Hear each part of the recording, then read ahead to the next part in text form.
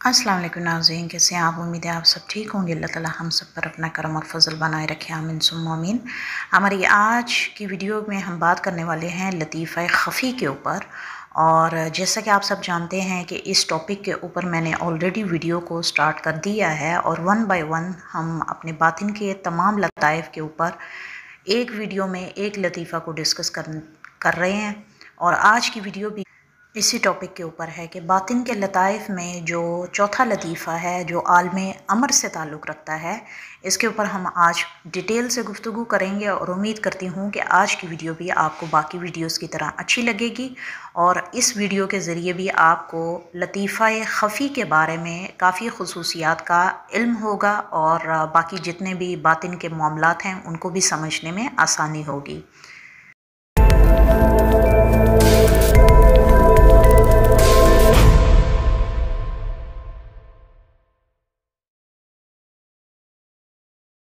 तो वीडियो की डिटेल में जाने से पहले आप सबसे सेम रिक्वेस्ट है, चैनल पर अगर नए हैं तो चैनल को सब्सक्राइब कर दें, वीडियो को शुरू से लेकर आखिर तक देखें और वीडियो को लाइक ज़रूर कीजिएगा। Thank you so much.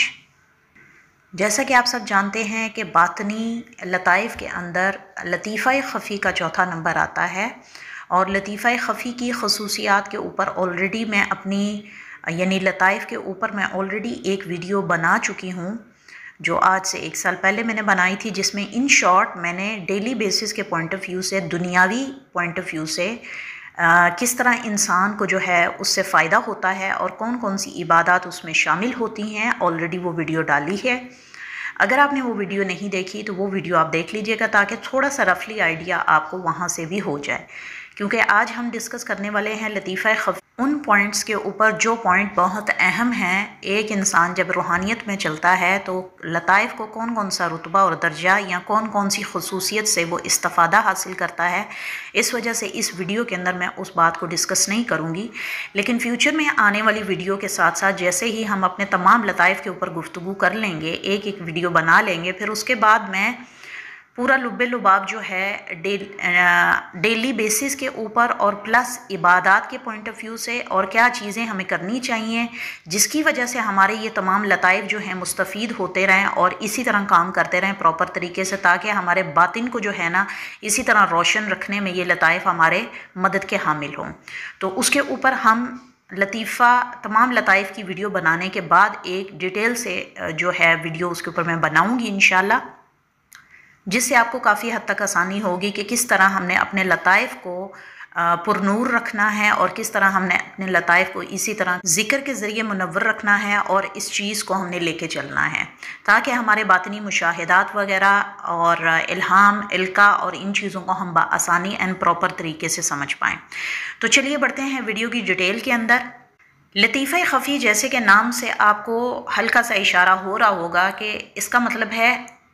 छुपा हुआ, बहुत ही गहराई का हामिल और बहुत ही पुरलतीफ़ तबीयत और मिजाजन इसकी अपनी ख़ास पहचान का हामिल है। ये लतीफ़ा भी बाकी 4 लताइफ़ की तरह आलम अमर से मंसूब है और इसका बातिन में भी ख़ास मुकाम है। इस लतीफ़ा को फैज़ हज़रत ईसा अलैहिस्सलाम से है और जिन्हें आप ईसा रूहुल्लाह के नाम से भी जानते हैं। इस लतीफ़ा की बेदारी पर बहुत सी कैफियत और एहसासात आपको महसूस होती हैं, जो मैंने अपनी पहली वीडियो में भी बताया है। फ़िलहाल हमने इसके ऊपर बात नहीं कर रही। तो पहली हालत में ये लतीफ़ा जब बेदार होता है तो किस किस्म की पोशीदा और मख्फी राज़ों को अपने साथ लेकर उभरता है, इस पर हम बात करने वाले हैं।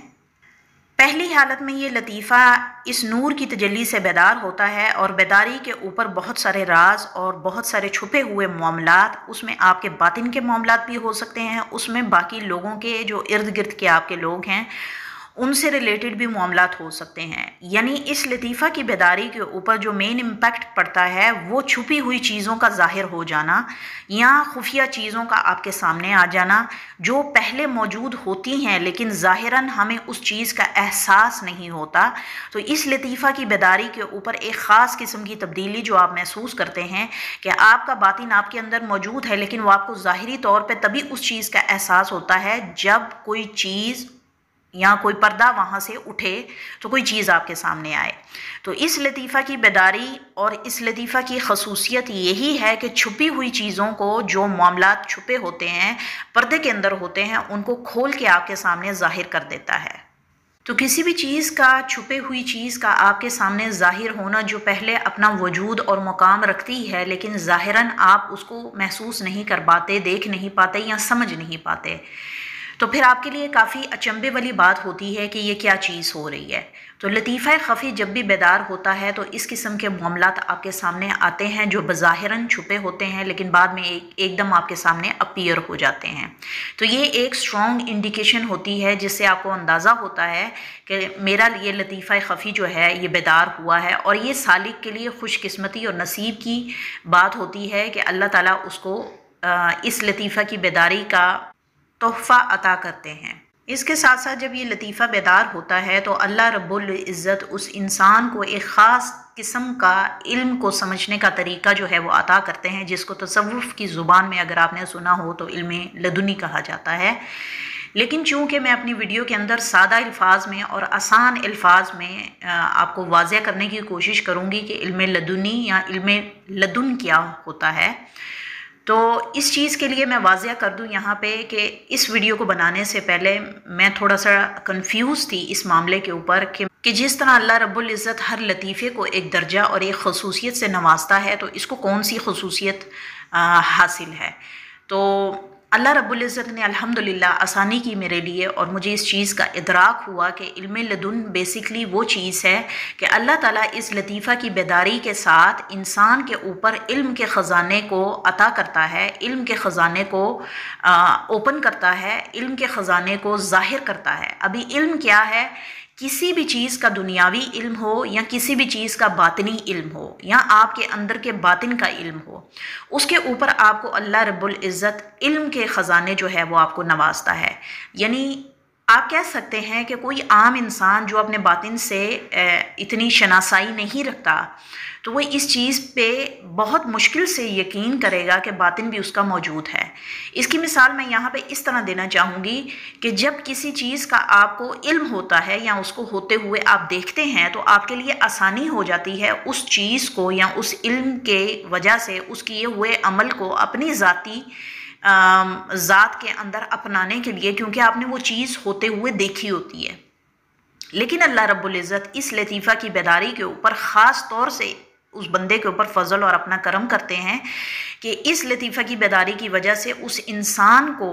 कुछ चीज़ें जो उसने नहीं भी देखी होती उनका तरीक़ाकार भी अल्लाह रब्बुल इज़्ज़त इनायत करते हैं। फिर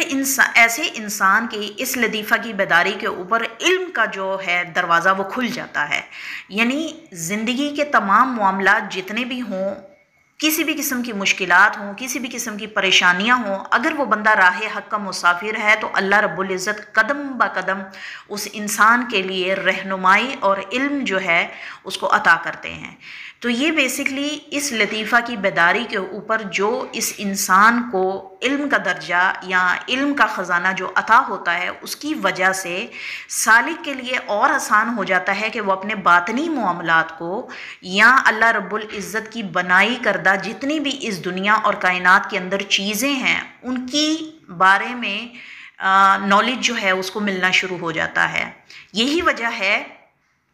कि शुरू में इंसान जिन बातों का इदराक नहीं कर पाता, नहीं समझ पाता, लेकिन जब इस लतीफ़ा की बेदारी होती है या ये लतीफ़ा जब खुलता है तो ख़ुद इस इंसान को जो इल्म, ख़बर, पैगाम मौसूल होते हैं, इन पर सालिक का यकीन का दरवाज़ा खुलने लगता है। हालांकि इस लतीफ़ा की बेदारी से पहले सारी बातें इस इंसान को सिर्फ़ फेरी टेल की कहानियों जैसी या उससे भी बुरी महसूस होती हैं, लेकिन इस लतीफ़ा की बेदारी पर होने वाले इंकिशाफ़ात इसे यकीन करने पर मजबूर कर देते हैं और उसे इस चीज़ का यकीन होता चला जाता है, मजबूरन उसे इस चीज़ को एक्सेप्ट करना पड़ता है कि हाँ ये चीज़ एग्जिस्ट करती है। इसीलिए इस लतीफ़ा की बेदारी पर इल्म के अंदर इल्म की पहचान, हिकमत में पोशीदा राज, बातिन के पीछे के तमाम इल्मों का इदराक होने लगता है। इस लतीफ़ा की बेदारी पर बातिन के अंदर कहाँ कहाँ जहान और कितने कितने जहान आबाद हैं, इसका ज़ाती तौर पे उसको इल्म होने लगता है। इस लतीफ़ा के ज़रिए इंसान जो है, सालिक जो है, वहदत के मुकाम तक रसाई हासिल कर पाता है। जब इसी लतीफ़ा की बेदारी के ऊपर इंसान के बातिन के अंदर के सारे बुत टूट जाते हैं, जो सालिक के अपने वजूद को, खुद के वजूदों का यकीन दिलाए हुए रखते हैं पूरी ज़िंदगी। मकाम वहदत की हाज़री नसीब होती है। अल्लाह ही है जो वाहिद है, जो अब्द है। इस लतीफ़ा की बेदारी पर इंसान के ऊपर इस्तकामत, साबित कदमी, इल्म लदुन्नी या इल्म की सिफ़ात अता होती हैं बइज़्न अल्लाह। इस लतीफ़ा की बेदारी पर मकाम फ़ना, मकाम बका, मकाम फ़लाह, इल्म फ़हम के ज़रिए अता होता है। यही वजह है कि बातों की हिकमत समझ आने लगती है, अपना होना समझ आने लगता है, कुदरत के कानून समझ आने लगते हैं, इल्म की बातें असर करने लगती हैं, दानिश्वरों से इल्म के फैज़ नसीब होने लगते हैं, बारीकी, गहराई, वजह असबाब, वजह हयात, वजह वजूद, वजह फ़ना और बहुत से इल्म के ज़रिए मालूम होने लगते हैं।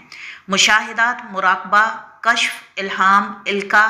इल्म के लफ्ज़ों की ज़ुबान इस लतीफ़ा की वजह से समझ आने लगती है, जिसके लिए किसी दूसरे इंसान से नहीं बल्कि अल्लाह से रब्ता और मजबूत करने का अज़्म और सर पकड़ लेता है। यही वजह है कि इस इंसान के इस लतीफ़ा की बेदारी की वजह से अल्लाह रब्बुल इज़्ज़त उसके ऊपर इतना अपना करम करते हैं कि कुरान पाक की जो अल्फाज हैं उनकी समझ आना शुरू हो जाती है, अहादीस के मतलब समझ आना शुरू हो जाते हैं। किसी इंसान से बात करते हुए उसका जवाब उसको समझ आने लगता है कि क्या देना चाहिए। तो इस लतीफ़ा की बेदारी से बहुत हद तक इंसान को उन चीज़ों का इदराक होने लगता है जो पहले उसकी नज़र में पोशीदा होती हैं, जबकि वो मौजूद होती हैं। ये लतीफ़ा अपनी सिफ्त में बहुत ही गहरा, बहुत ही लतीफ़, बहुत ही सेंसिटिव मैटर को सामने ला के खड़ा कर देता है अगर इंसान को कहीं मजबूरी के टाइम या मुश्किल के वक्त कोई मुश्किल आन पड़े, क्योंकि अल्लाह रब्बुल इज़्ज़त इस लतीफ़ा की बेदारी की वजह से उस इंसान की उन मुश्किलात को और उसके इल्म में इजाफ़े के लिए ये लतीफ़ा सबब बनता है। बाकी लताइफ़ की तरह इस लतीफ़े का ताल्लुक़ आलम याहूद से है। आलम याहूद का ताल्लुक़ आलम अमर से है और ये लतीफ़ा गाहे बगाहे फैज़ को हासिल करने के लिए आलम खल्क़ से आलम अमर यानी आलम याहूद तक अपनी रसाई बनाए रखता है। मैं उम्मीद करती हूँ कि आज की वीडियो भी आपको बाकी वीडियोस की तरह अच्छी लगी होगी। मिलते हैं अगली वीडियो में नए टॉपिक के साथ। तब तक के लिए आप सबसे इजाज़त चाहूँगी। अपना ख्याल रखिएगा, दुआओं में याद रखिएगा। Take care. अल्लाह हाफिज़।